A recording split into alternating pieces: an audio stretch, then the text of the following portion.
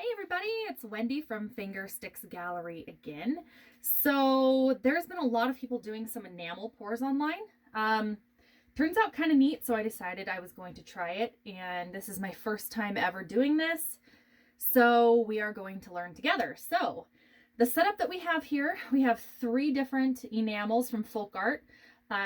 Perfect Purple, Cobalt Hue, and Calypso Sky. All 3 of those I have mixed with my pouring medium, which is my go-to on all of my videos so far, is going to be 50% Floetrol and as close to 50% school glue as I can get. With the school glue, if you do use that instead of the Elmer's Glue All, I mix a little bit of water because it's thicker, and I just pour it back into my old Floetrol bottle for easy access. On these enamels, they're a little thicker, so normally I do a 50-50 mix with the pouring medium and enamel. However, I probably did more like a 60% pouring medium to 40% enamel mix. The white that we're going to be using, I'm not putting any oil in it, but the enamel colors, I'm doing 1 drop per ounce. They are 3-ounce cups, so there's approximately 2 ounces in each one, give or take. So 2 drops per cup. This is the easiest, cheapest way to go. The paint and primer in one, I've been using this a lot lately. It's the acrylic, and it's really cheap. It works great. So I've mixed it into another larger container, and I've already put the pouring medium in it, so it's easy to use because I use a lot of white. Okay, so we're going to do a flip and pour. So we're going to layer them. Not exactly sure how yet, so I'm going to think about it. I think I want to do the white on top because, and usually, as everybody knows, if you've poured, just because you put the white in first doesn't mean it's going to be the first one out, but we're going to kind of try and see what happens. So if we do white, maybe purple, and then a light, and then a dark, and then the white, that might work okay. So I guess the best thing you could do is just try, right? So I'm going to go for 2 layers. If I can, I might do 3 layers of white. I might put the white on the bottom as well. So some people pour the paint from up really high and they pour it in and mix it. I found that works okay. If your paints are a little bit thicker, I would do it thicker because it might turn out a little bit muddy if you do it way up high and they're thin. And sorry guys tonight about the lighting. It's kind of a gloomy day outside and I don't have the best lights in my studio here. And since it's spring, we went and bought 7 chicks today, I think. So we've got chicks for spring, and we're babysitting our sheep because our sheep are going to be having babies soon. Unfortunately, today it's just kind of a gloomy day. So we're in north central Washington. So what I'm really hoping is that this gloomy day, maybe the sheep, the ones that are getting really close, will maybe have their babies under cover. Okay, so we are starting on our second layer here. And we're going to do the 3 flip cup pour.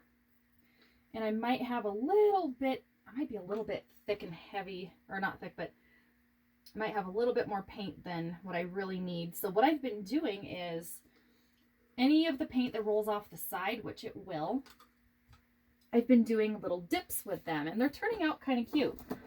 So this one, for example, it was a flip cup with a balloon dip, and I just dipped in these 2 little guys. So if anybody wants to buy the 8x10, they'll get these ones for free. So I've done that several times. It's kind of a fun little thing to do.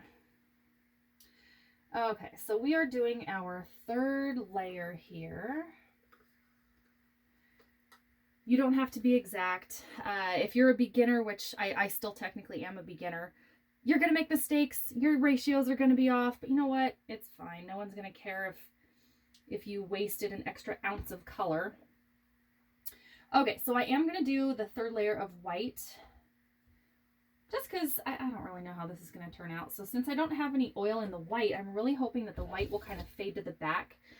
And with the cells popping up, hopefully there'll be a white ring around it, but paint has its own mind. It will do whatever the heck it wants sometimes. So, oh, while I'm doing this, the back, finished it with some tape and then put push pins or thumbtacks to hold it up. So, alrighty. Okay, so while that's going to set for half a second here, I also sprayed the cups with a very light spray of this WD-40 silicone, and I just wiped them out because it seems to release a lot better. A lot of the artists online do this because if there's silicone in it anyway, it's okay to do that. But if you don't want cells or you don't want a lot of cells, don't do this silicone because, as we all know, if you've done it before, silicone makes cells. Okay, and also, if you're a beginner, I learned this the hard way. I kept these out of reach. Paper towels, I keep them rolled up right next to me because I use them a lot. Okay, so cover my paint up here. Okay, so the enamel, a lot of people are doing the enamel injections where you flip cup it, pour the paint around the outside, and they're taking like syringes or whatnot or little bottles and injecting the enamel paints because it billows up and it kind of makes it a cool effect. Well, I had some glue all, and this little nozzle is actually perfect for injecting. So if you don't want to spend any money on fancy equipment, if you have an empty Elmer's glue all bottle laying around, this is just a white enamel mix. This sucker works perfect to like inject into the colored paint. So yeah, acrylic enamel. Label everything. I do. On my little cups, I tend to mix a lot of paint in these little, I think they're, well, what's up here? 5.5 ounce cups to mix paint. This one didn't have oil in it, so I put no, and then I crossed it off. So I always label if I know they have oil or not. So the good beginner's tip. Alrighty, we're going to see. And then if you have any left over, pour it on the corners because the corners always seem to have a little bit of trouble getting covered here. Oh, I'm actually liking this a whole lot already. The colors are really cool. Another thing that I like to do is I use a lot of vinyl stickers or decals. This one we have bees, so I thought it would be really cute. So I've put some shellac on this. Actually, this is epoxy with the decal. It looks kind of neat. I'm going to give a shout out to Vinyl Disorder because that's where I get every single one of my vinyl decals. This one turned out really, really cool. And then I had another little girl make a request to me for pink and purple. So this is for a really sweet little girl that I know. So that one was really neat. So embellishing your paintings takes a little bit of work, takes a little bit of thought, because if you're using any sort of like epoxy, really takes some time. I'm not the biggest fan of epoxy because it tends to divot. Okay, so all my rambling is allowing those bubbles to pop up. So I'm giving him a second just to relax before we stretch. I also use a torch for you beginners who don't understand the process of torching. I get a lot of questions. I torch for a couple reasons. For one, I like cells and it helps the bubbles pop. But for two, if you don't pop those bubbles, they are going to settle on your painting and they won't pop and it's going to be really bumpy. So let's tilt this guy. If you see on your painting too that you have a really cool color scheme going on in one particular area, you don't have to stretch that particular area. And I can already tell I might have done this a little bit thin because the paint is actually running a little bit more. So again, this is my first enamel pour and I'm sure I'll get the hang of it, but for you beginners out there, I just want you to see that this is my very first time and I've already learned something in that although I thought the colors were super thick, when they sat after I stirred them up, I think they're actually a little bit thinner than what I was thinking. So the cells aren't perfect and they're kind of wobbly, but I kind of like the lines that are wavy like that.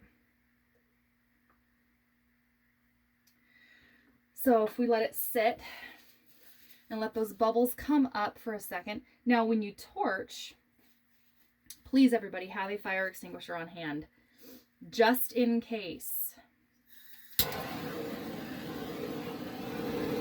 So if I want more bubbles, say here, you just touch it lightly. Try not to touch the darn flames to your painting like I do.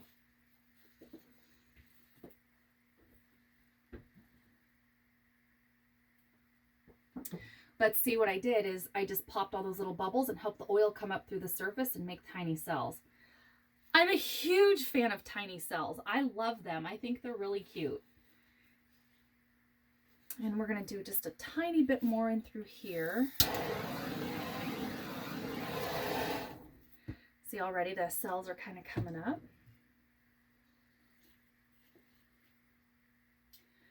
So that is pretty much all I did with the enamel. I'm going to let it sit. Maybe that they'll react a little bit different if we leave it a little bit longer, but so far it looks like any other painting. I really like it. The effect is actually really pretty. So if it starts billowing up and creating a neat little look like some of the paintings have, I will take a photo and post it online. But anyway, for now, that's the folk art enamels. And please comment below. Have a great day, everybody, and I will see you next time.